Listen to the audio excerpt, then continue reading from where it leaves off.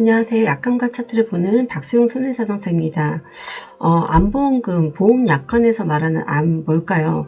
우리가 이제 살면서 보면 가장 무서운 질병 중에 하나가 암이잖아요. 그러다 보니까 다들 대비책으로 해서 이제 암보험 하나들은 다들 가입을 하시잖아요. 근데 뭐 억상 이제 몸이 아파서 병원 가서 했더니 암 진단을 받는 것도 사실 무서운 일이기도 한데, 우리가 만약을 대비해서 암보험을 가입을 했는데, 그리고 주치의님이 C코드라고 해서 암이라고 진단서를 내줬음에도 불구하고 보험사에서 암이 아닌 삭감 처리한다든지 적은 보험금을 준다든지 이런 경우 굉장히 이제 이거 보험 괜히 들었나 이런 생각 드실 수도 있거든요. 그러면 오늘은 우리가 보험약관에서 말하는 암 도대체 어떻게 되어 있는지 한번 볼게요. 사실 많은 분들이 이제 의사 선생님이 암이라고 진단서를 써주셨다면 당연히 나오는 거 아니에요? 라고 이렇게 물어보실 수 있는데, 보험사의 시선은 조금은 다릅니다. 보험약관에는 아주 명확하게 이제 그 문구가 정해져 있거든요.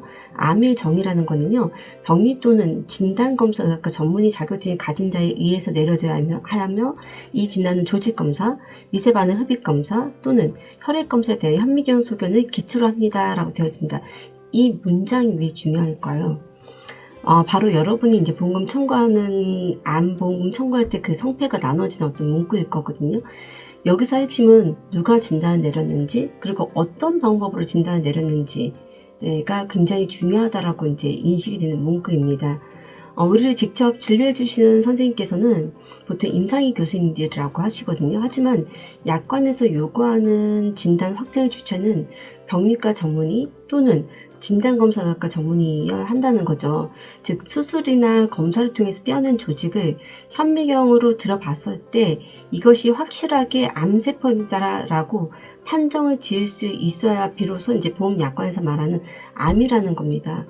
만약에 이런 병리학적 근거가 부족하다면 아무리 주치의님이 이제 선생님께서 암 진단 코드를 부여하더라도 보험사 측에서는 암보험금이 아닌 소외감이라든지 지급 거절이라든지 이럴 가능성이 굉장히 높습니다. 특히 이제 이게 경계성 종양인지 제자리 암인지 아니면 일반 암인지를 두고 이제 약간 분쟁이 되는 많은 분쟁 중이 이러한 분쟁입니다. 예를 들어서 이제 어떤 건강 검진을 했을 때 갑상선에 어떤 결절이 있어요. 근데 미세반응 흡입 검사를 했는데 여기서 암세포가 보인다는 소견이 나왔을 때 이 결과가 과연 약관에서 말하는 현미경 소견에 부합하는지, 그리고 이제 어떤 경우들은 조직 검사를 할 수 없는 이런 경우들이 존재하거든요. 환자의 상태 너무 위중하다든지 수술할 수가 없다든지 암세포의 그 위치가 이렇게 조직을 떼어낼 수 없는 위치들이 있거든요. 이럴 경우에는 임상적 증거만으로 암 진단을 내리기도 하는데, 이런 상황에서 암보험금을 제대로 청구하려면 정말 많은 서류들을 꼼꼼하게 봐야 되고 논리적으로 접근할 필요가 있습니다. 많은 차트를 보다 보면 환자분들은 암이라고 알고 계시지만 정작 조직검사 결과지상으로는 암의 기준에 못 미치는 경우들을 종종 볼 수 있거든요. 보험사는 약관에 명시된 기준에 부합하지 않으니까 암보험금을 지급할 수 없다, 아니면 전액을 지급할 수 없다라고 이제 판단하는 거고요. 그래서 우리는 조직검사 결과가 어떻게 나왔는지, 혈액검사 결과가 어떻는지 등을 이제 면밀하게 확인을 해봐야 되고, 그리고 보험약관에서 이제 우리가 임상적으로 어떻게 주장할 수 있는 부분이 있는지도 반드시 확인해 봐야 됩니다.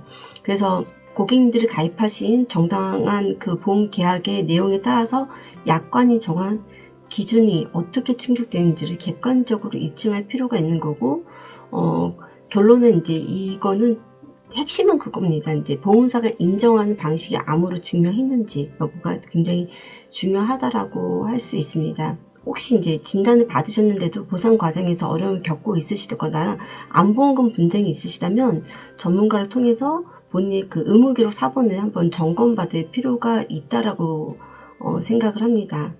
네, 암보험금 참 요즘에 좋은 상품들이 참 많이 나오는데요. 이러한 상품들에 대해서도 이제 나중에 한번 좀 다뤄보기도 하겠습니다. 오늘은 여기까지입니다. 감사합니다.